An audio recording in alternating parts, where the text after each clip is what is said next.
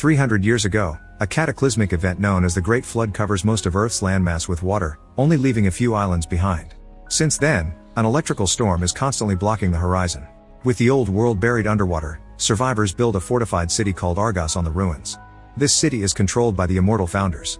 Unfortunately, not everyone can move to Argos. The founders take advantage of people's desperation by forcing them to participate in speedboat races known as storm riding. Each island sends 2 riders, and the winner gets to move with all their people to Argos.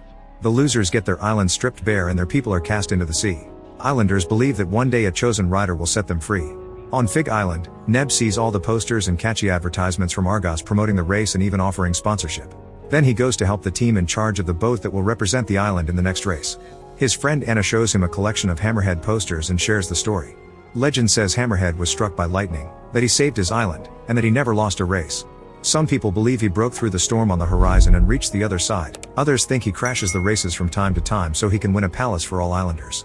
Other people don't think he's real at all. Anna thinks this could be Neb and her someday, but her father Lazar tells them they don't need legends because they have him. He says goodbye to his daughter and kisses a photo of his late wife before getting ready for the race. One of the mechanics reminds him that once he gets to Neptune's rock, he'll only have 10 seconds to break away. It turns out Lazar isn't participating to win. He wants to breach the storm to uncover the truth. A commentator on Argos introduces the riders, calling Fig Island the underdog before the race finally begins. All the riders handle their boats with impressive skill and one of them even manages to catch some lightning, which provides quite a boost and pushes that boat into first place. Another rider's cape accidentally covers his vision and causes him to crash into a rock. When a rider tries to move past the boat in first place, the maneuver fails and it ends up crashing too. As soon as there's an opening, Lazar abandons the race and takes the boat toward the storm on the horizon. The commentator says this is the 5th incident this season. Lazar speeds up and tries his best to avoid the lightning, but unfortunately the boat is hit anyway and it explodes. Anna cries and swears to avenge her father as she listens to the news on the radio. The commentator announces that Fig Island is now banned from racing for the next 10 years. A few days later, Neb does a presentation in class about the islands beyond the horizon, saying that titans live there. His teacher scolds him and reminds him that there's nothing on the other side of the storm. Then a kid mocks him. When Anna comes to his defense, she gets scolded too. Neb insists that the storm is a lie created by the founders and his classmates start throwing objects at him. After class, a teacher talks to Neb's father Nicola, asking him to do something about his son's behavior. That night, Neb stands on top of a tree while a furious storm takes over the sky. Anna begs him to come down, but he refuses. Suddenly a lightning bolt strikes the tree and Neb, who falls to the ground with smoke emanating from him as he thinks he can finally be like Hammerhead. On the island of CIOs, guards take over the streets to start the evictions since both CIOs riders died in the race. A high-ranking Argos official known as the Baroness keeps an eye on everyone as the guards violently push the locals to the boats. After everyone is kicked out, the founders send machines to start digging. They're looking for a substance they call the element, which is said to defy death itself. On Fig, Neb is still in bed suffering from his injuries. Desperate to help him, his grandfather Dita decided to do something he swore to never do again. With an axe, he slashes a tree's branch and gathers the blue liquid that comes out of it. Then he puts this liquid on Neb's eyes, causing him to have a vision of Hammerhead sailing into the storm. Neb's eyes also turn stormy.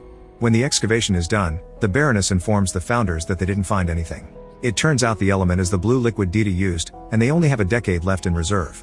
The founders consider taking all the remaining islands by force, but the Baroness points out that if all the islanders together outnumber the Argos army, she thinks it's time to accept their fate and uses the expression amor fati, which means that both good and bad things are necessary in life. Leader Taurus disagrees and says he makes his own fate. He also scolds her for using that expression because it was used by the infamous thief Sychus. Taurus decides they must increase the races to empty the islands more quickly and avoid any more incidents. Sometime later Neb finally leaves the bed and points at the window as he has a vision of Hammerhead in a mysterious tunnel. Neb can't understand his visions, which often come without warning. Dita hugs him to comfort him. Meanwhile, a group of guards is diving and finds a sunken vessel. They inform Taurus that they've found Sychus wreckage in the Bay of Gaia, so Taurus sends soldiers to the islands in that area hoping that he's still around. At the same time, Dita warns Nicola that he's seen the Baroness flag on the coast, which means she's coming for Neb. Rumors of the wreckage spread fast, so Anna and Neb take a boat to the Bay of Gaia even though Dita always forbade his grandson from going there. After admiring an amazing statue, they look underwater and see the guards inspecting the wreckage. When the kids try to leave, a guard captures them and takes them to the Baroness. While the duo pretends their boat ran dry and got lost, a soldier smells Anna's hair and concludes they're from Fig. The Baroness explains she's looking for a boy who was touched by the storm as she looks at Neb's eyes. Then she agrees to take the kids home and tells them how good life in Argos is. She also says that those touched by the storm can see through the cracks of time and their own destinies.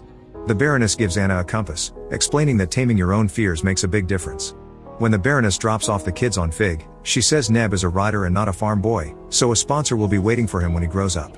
Afterward, Dita tells the kids that he planted his tree the day Neb was born and it contained Psychus the last Titan, so they have a special bond. In Argos, Taurus meets with his scientist, who has finished replicating a key. He puts it on his wrist and uses it to activate a machine remotely, saying he'll bring a bigger storm. The lights are turned on for a few seconds before the machine loses the connection and shuts down. Furious, Taurus throws the scientists off the tower. Meanwhile, Dita opens a hole in the wall and pulls out a box he hid many years ago. He stares at the original machine key while having a vision of his younger self arriving on the island. 10 years pass and Anna and Neb are now in a romantic relationship. Neb deals with his visions every day, but he still doesn't know what they mean. He tells Anna that one vision is of her on Gaia wearing a red dress, so she replies by whispering a promise in his ear. Since this year the ban ends, Anna is practicing to join the race. Neb admits he's afraid of losing her and Dita asks him what he's seen in his visions, but Neb refuses to answer. That night Neb sees Anna riding into the storm to avenge her father, which kills her. A desperate Neb tries to return to the tree during a storm, but Dita stops him. One morning, the Baroness returns to Fig and Dita spits on the floor when he sees her. He insists that Neb shouldn't ride, but the Baroness thinks it's Neb's choice to make and gives him 1 year to decide if he wants her sponsorship. In the end, Neb decides to join the race just to protect Anna and Nicola helps him work on the boat. In the meantime, all the people who were kicked off their islands and survived are now living in the landless sea. Their children were born in boats and have never stepped on actual ground. They can only watch as the machines keep going from island to island, destroying the land without finding anything. After months of preparations, all the chosen riders are allowed to enter Argos for an orientation talk by Larry. They're reminded of the rules and the fact that compasses won't work near the storm, not to mention they'll be fighting inertia. After the meeting, Anna convinces Neb to ride with her to the storm and they kiss to seal their promise. At the same time, Taurus chooses a mighty warrior to be a bombhead, which is the name of the riders who kill for the founders during races. Taurus tells him to start with the riders from Fig. In the afternoon, the race finally begins. Anna and Neb are so desperate to clean their island's name that they immediately take the first place. For the first few minutes the race goes normally, but soon Bombhead guides his boat toward an opponent's vessel and destroys it. The race goes on normally again for a few more moments and Anna stays in first place. When they reach the final stretch, Bombhead attacks again but misses Anna because she's moving fast and he ends up destroying a different boat. When Anna sees an opening, she leaves the race and starts riding toward the storm. Both Neb and Bombhead immediately follow her, and as they approach the storm, Hammerhead surprisingly joins them. A lightning bolt suddenly strikes Hammerhead's boat and he disappears, because he's actually a vision that only Neb is having. Anna is getting too close to the storm, so Bombhead speeds up and crashes into her boat. Neb comes out of his vision too late and is devastated to watch his girlfriend drown. He jumps into the water and begins to swim toward her, but Bombhead rides past him to hit him. For a few seconds Neb floats without control while seeing the vision of Anna in the red dress. At the same time, Taurus is terrified to have a vision of Hammerhead appearing next to him. After the race, Neb is thrown into a cell. Overwhelmed with grief and guilt, he has a breakdown on the floor and can't differentiate his visions from his memories. Larry visits Neb and shares that when he was younger he agreed to be a bombhead, but he also mysteriously says that his people never needed saving. Then Neb meets with the Baroness, who tells him a story. Many years ago, after the world drowned, the members of Operation Titan explored the oceans in search of hope for life. Eventually they found this archipelago, where islanders believed they were protected by the blood of the goddess Gaia. The founders renamed it the element and founded Argos, a place where they could abuse the element to become immortal. Taurus took the technology that was supposed to protect an endangered environment and instead used it to create the storm that kept the islands trapped. He then started to dig to have an endless amount of the element for himself, so the islands were getting crushed and drained. Psychus got tired of this and stole the key before running away. He couldn't cross the storm and ended up on Fig, where he adapted the name Dita and started a new life. After the story, the Baroness gives Neb the compass she retrieved from Anna's body and sends him home.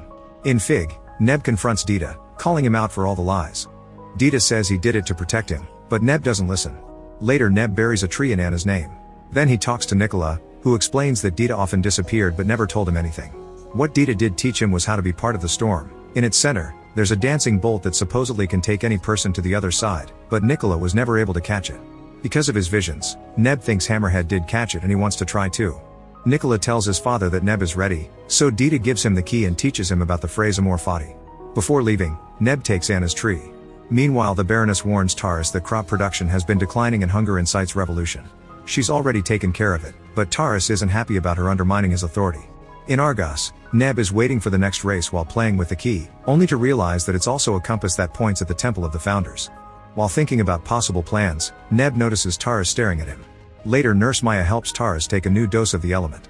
Taurus tries to be friendly with her and asks her to keep an eye on Neb. In the meantime, Neb asks Larry to teach him how to catch lightning. They go out together on the boat and Larry guides Neb on how to use the speed accordingly. Neb suddenly has a vision of crashing his boat into bomb heads, but thankfully he snaps out of it just in time to avoid crashing in reality. Larry tells him he needs to tame his fear or he'll never win. When Neb returns to the city, Maya looks at his old scars while they chat. Neb casually shares that the woman he loves is in a tree in his room. Maya then takes him to the temple and asks the priests to help him with his injuries, but they refuse because they believe he's the one who will breach the storm. Neb notices a bunch of plants being drained for the element and decides to leave. Later on the street, Neb sees the red dress from his visions at a store. At that moment he bumps into Bombhead and furiously grabs him by his shirt, eager for revenge. However, Bombhead says they can only fight in the race and runs away. Neb immediately follows him and the chase has them running all over the city until they end up jumping into the water. The men swim to the closest shore and Neb jumps on Bombhead, demanding an explanation. He holds him underwater several times until Bombhead tells him that he promised Taurus to protect the storm. Neb lets him live and swears to defeat him in the race. Meanwhile, Maya tells Taurus about Neb's tree and that Psychus is hiding on Fig. In his room, Neb is getting desperate to achieve his victory. After having another vision of Anna, he cuts her tree to access the element. Then he visits Larry to ask for his help with a plan. The following day the next race finally begins. Bombhead doesn't waste time and bumps into Neb's boat just to taunt him, but everyone stays calm for the first stretch of the race. Neb is in second place by the time they reach the second stretch and Taurus thinks he'll try to go to the storm, but nothing happens. Bombhead speeds up and takes a shortcut to catch up to Nebraska when the lightning bolts are close enough at last. Neb guides his boat to catch them just in time. The boost moves him ahead and he takes over first place. In just a few minutes, he wins the race. To everyone's shock, Neb suddenly turns the boat around and sails toward Bombhead, who refuses to move. At the last second, Neb jumps off his boat, so only Bombhead dies in the resulting explosive crash. Nobody sees Neb jump, so it's assumed he's dead too. The commentator announces that the Fig Islanders won't be allowed to come to Argos as punishment for Neb's actions. Meanwhile, Taurus makes his soldiers surround the Baroness, scolding her for not telling him that Psychus was on Fig. Soon the radio announces that the army is going to Fig to search for the thief.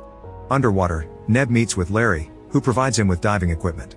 Following the compass, Neb swims to the temple and uses a hidden underwater tunnel to get inside. To his shock, all the priests had already been knocked out. It turns out the Baroness and her men arrived first and took care of them. When Neb asks who the Hammerhead is, the Baroness removes her contact lenses and reveals she's been having visions too.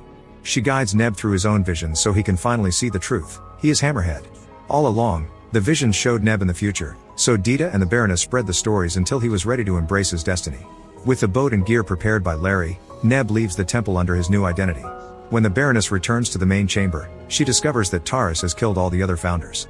An argument ensues, but Taurus gets distracted when he sees Hammerhead sailing away.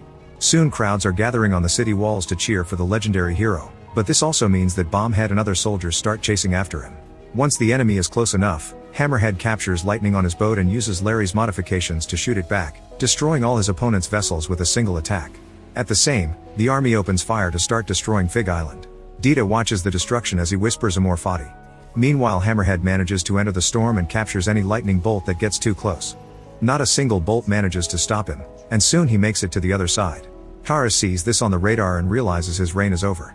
On the other side, Hammerhead finds a large island and a building with the machine creating the storm. Using the original key, he turns off the device and the storm finally disappears after years of terror. As citizens celebrate all over Argos, Taurus says Amor Fati before jumping to self-delete. Hammerhead admires the clean sky and remembers Anna's promise. She'd wear the dress after the storm disappeared. Before leaving, he throws the liquid from her tree on the dry ground to reawaken it. A flashback reveals that the Baroness retrieved Anna's body from the sea and revived her with the element. Hammerhead goes to the coast of Gaia and finds Anna waiting for him in the red dress. Make sure to subscribe and turn on notifications so you can watch more videos like this. Thanks for watching.